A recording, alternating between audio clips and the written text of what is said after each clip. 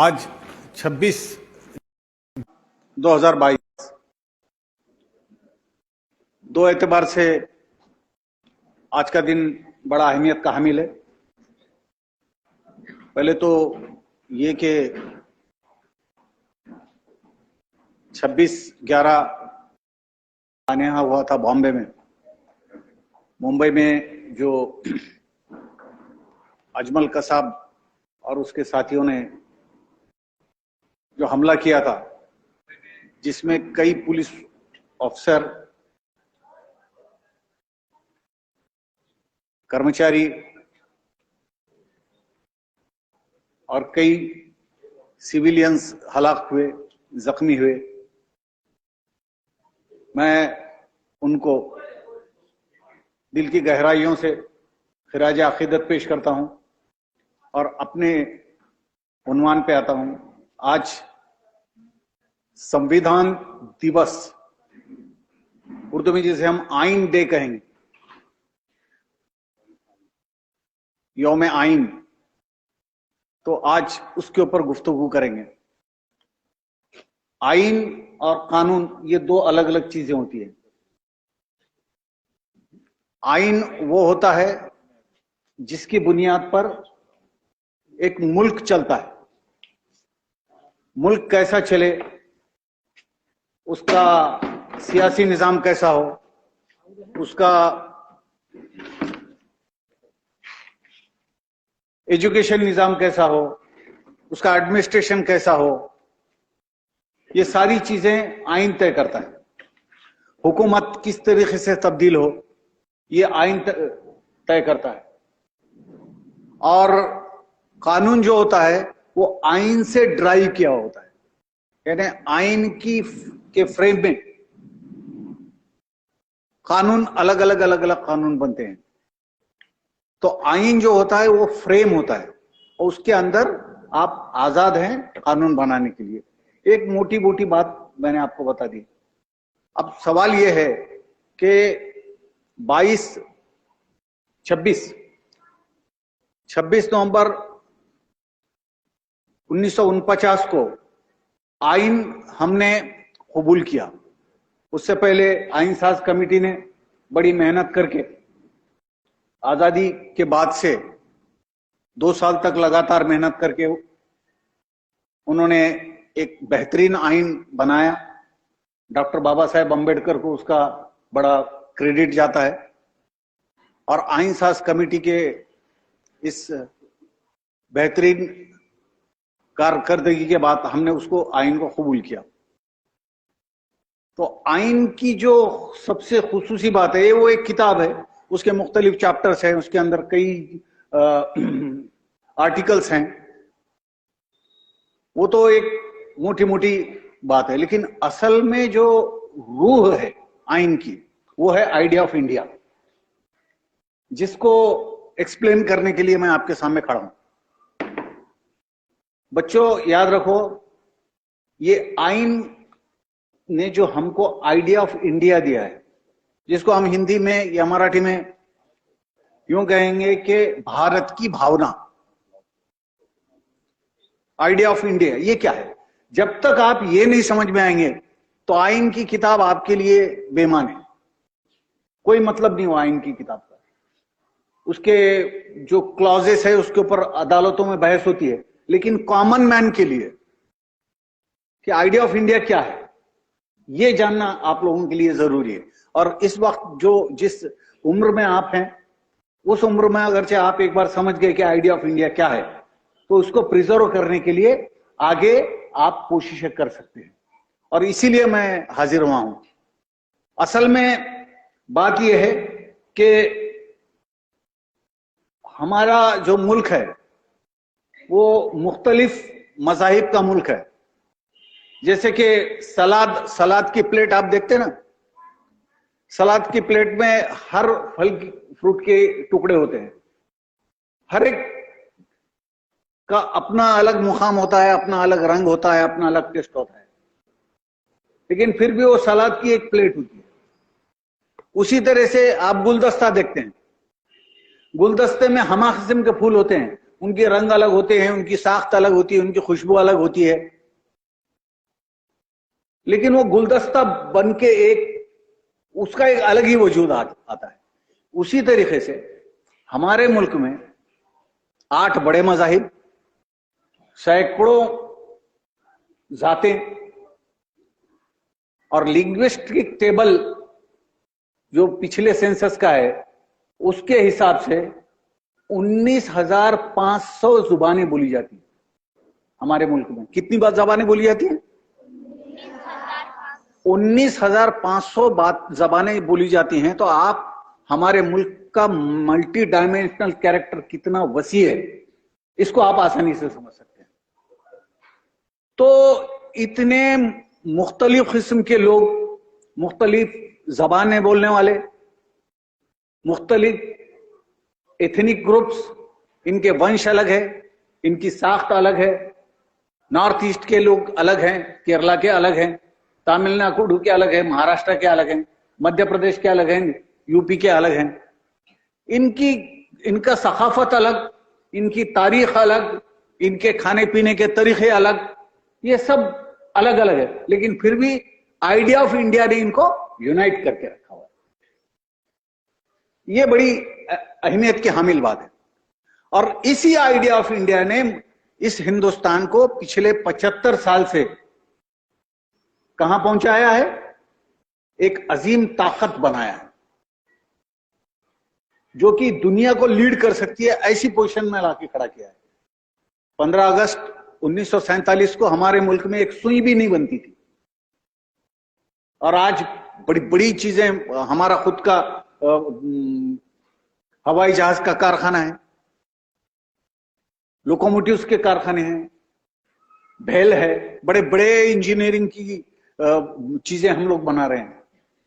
तो ये कैसे पॉसिबल हुआ? तो पूरा मुल्क एक जान हुआ। मुल्क में रहने वाले मुख्तलिफ मज़ाहिब के लोगों ने एक जान बन के इस मुल्क की तरक्की में अपना अपना हिस्सा अदा किया, तब जाके ये मुल्क बेहतरीन मुल्क बना। इसके चैप्टर, यानी कॉन्स्टिट्यूशन के चैप्टर, तीसरे चैप्टर में 6 फंडामेंटल राइट दिए वाले हैं, जिसमें आजादी का एक सबसे अहम ये है कि भाई हम आजाद हैं, अब हम किसी के गुलाम नहीं हैं। तो अब सवाल ये है कि आइडिया ऑफ इंडिया में हम आइन की रूह से आजाद है, हमको फंडामेंटल राइट्स मिले हुए हैं, तो ये बात बड़ी अच्छी बात है। लेकिन अब हम इसके दूसरे पहलू पे जाते हैं, क्या वाकई में हमको ये हक हासिल है? अब देखिए, पहले टाडा था, फिर पोटा आया, फिर अब यूएपी कानून आया। किसी को भी शक के बिना पर पुलिस वाले पकड़ लेते हैं, जेलों में डाल देते हैं। 1 साल, 2 साल, 4 साल, 8 साल, 10 साल, 12 साल, 16 साल तक जेलों में नौजवान बंद रहते हैं, और उसके बाद वो नौजवान बाइज्जत बरी हो जाते हैं। अब 15 साल की उसकी जो जवानी की पूरी जिंदगी है जो जेल में गुजरी, उसका कोई हिसाब किताब नहीं। जो पुलिस वालों ने उनको पकड़ा था, वो पुलिस वालों पे भी कोई कार्रवाई नहीं होती, और ना इसको कोई कंपनसेशन मिलता जिनको बंद किया था। तो ये क्या आजादी है? तो ये थ्रेट है। ये थ्रेट किसको है? वो लोग जेल में जो गए उनको थ्रेट नहीं है, ये आइडिया ऑफ इंडिया को थ्रेट है। आइडिया ऑफ इंडिया को थ्रेट है कि भाई हमारा आइडिया तो ये था कि सब आजाद रहेंगे, और उसके लिए लिख के कॉन्स्टिट्यूशन बनाया, और इसके बावजूद भी पुलिस वाले मनमानी कर रहे हैं और उठा के जेलों में बंद कर दे रहे हैं। और हमारी अदलिया जो है, जिसके ऊपर जो हमारी अदालत आलिया है, अदालत आलिया की ये जिम्मेदारी है कि they are the custodian of constitution, कि कॉन्स्टिट्यूशन को प्रिजर्व करने की जिम्मेदारी उनकी है। लेकिन अदालत आलिया भी कुछ नहीं कर पा रही। अब तो नया कल्चर शुरू हो गया, यूपी, एमपी और असम में किसी के भी घर को बुलडोज कर दो, किसी की भी प्रॉपर्टी को बुलडोज कर दो। अब हमारे को आइन की रूह से पैसा कमाने का, पैसा जमा करने का, प्रॉपर्टी बनाने का, ये हमको बुनियादी हक हासिल है। लेकिन वो बुनियादी हक को एक कलेक्टर, एक एसपी अपने विंग्स में बुलडोज कर देते। कोई अदालत का फैसला नहीं है, कोई स्टे ऑर्डर नहीं है, इनके दिल में आया उठा के बंद कर दिया। किसी को भी इनके दिल में आया बिल्डिंग बुलडोज कर दी। तो ये जो थ्रेट है, वो आदमी जिसका घर टूटा, ये उसका नुकसान नहीं है, ये आइडिया ऑफ इंडिया का नुकसान है। इस बात को समझो।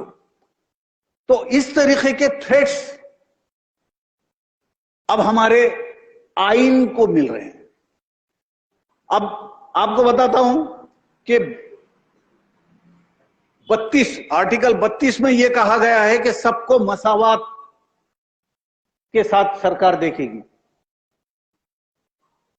आर्टिकल 51 में हमारे फंडामेंटल ड्यूटीज दिए वाले हैं, उसमें यह कहा गया है कि हर शहरी अपनी जिम्मेदारी ऐसी निभाएगा कि मुल्क तरक्की करेगा, मुल्क में ट्रैंक्विलिटी और पीस होंगी। आप देखते हैं क्या हो रहा है। मैं बहुत कम वक्त में पूरा करूंगा, मैं जानता हूं कि आप लोग धूप में बैठे हुए हैं, लेकिन जरा गौर कीजिए, ये बहुत अहम मसला है। आपके प्रिंसिपल ने हमको ये बताने का, एमपीजे और जमात इस्लामी की तरफ से हम आए हैं, तो ये बताने का हमको मौका दिया है, तो ये बहुत अहम बात है। हम उनके शुक्रगुजार हैं, शुक्रिया अदा करते हैं कि आज क्या हो रहा है भाई, सब बराबर है, सब बराबर है, तो फिर मॉब लिंचिंग क्यों हो रही? बिल्किस बानो के ऊपर जो जुल्म हुआ, उसके जो मुजरिम थे, जिनका जुर्म अदालत में साबित हो चुका था, वो भी छूट गए। तो ये आसान बात नहीं है। तो कोई भी मुल्क को ये थ्रेट है, तो ये थ्रेट किसी बिल्किस बानो को नहीं है, या मॉब लिंचिंग में जो 100-150 लोग मरे उनको नहीं है।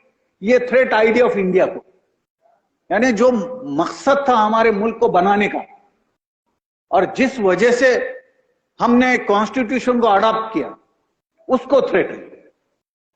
तो इस थ्रेट से कॉन्स्टिट्यूशन की, आइन की हिफाजत करने की जिम्मेदारी अदलिया के साथ साथ हर शहरी की है, आपकी है, मेरी। ये बहुत जरूरी बात है। कोई भी सकाफत, जिसको मराठी में संस्कृति बोलते हैं, इसको बाहर से कोई नहीं मार सकता।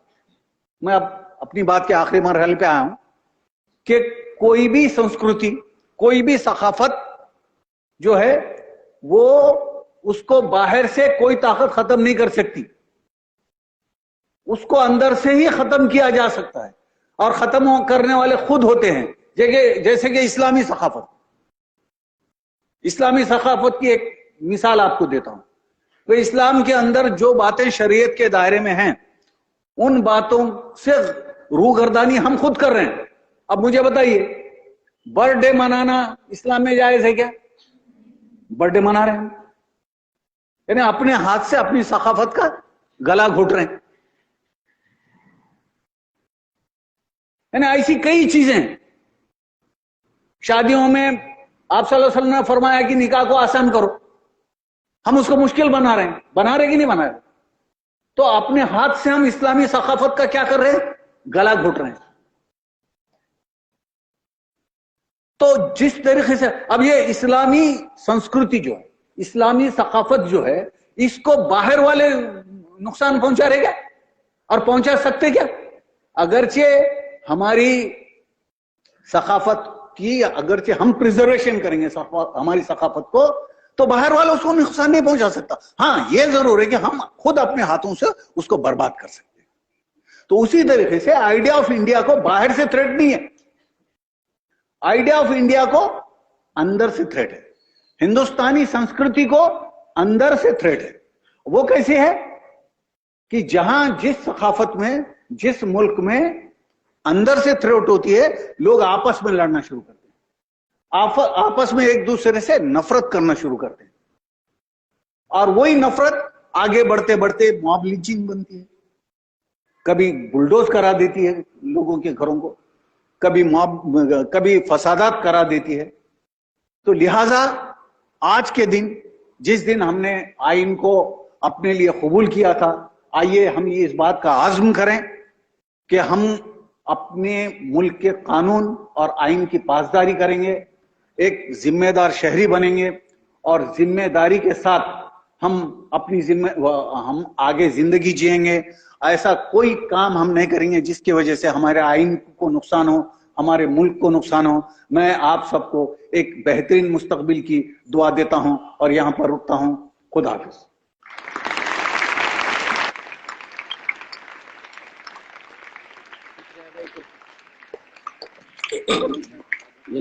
यूनुस सर शुक्रिया अदा करेंगे।